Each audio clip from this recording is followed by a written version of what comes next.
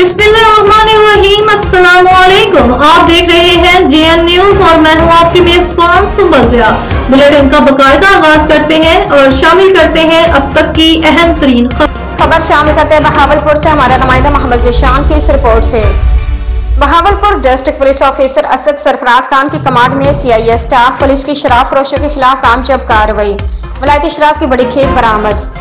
शराब सप्लाई करने वाला डीलर गिरफ्तार, मुकदमा दर्ज। सीआईए स्टाफ ने अपनी टीम के हमरा खुफिया इंफॉर्मेशन पर कामयाब कार्रवाई की। जहलम के रहायशी डीलर आसिफ को गिरफ्तार करके उसके कब्जे से वलायती शराब की 112 बोतलें और 2600 टन पैक बरामद कर लिए।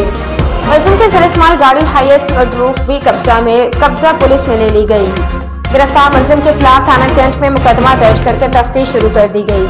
शराब फरोशी के इस नेटवर्क में शामिल बाकी मुलजमान को भी जल्द गिरफ्तार कर लिया जाएगा। बहावलपुर का मंशियात फ्री जोन बनाने का अज़्म हर सूरत में पूरा किया जाएगा। मंशियात और शराब फरोशों के खिलाफ क्रैकडाउन का सिलसिला मजीद तेज किया जा रहा है।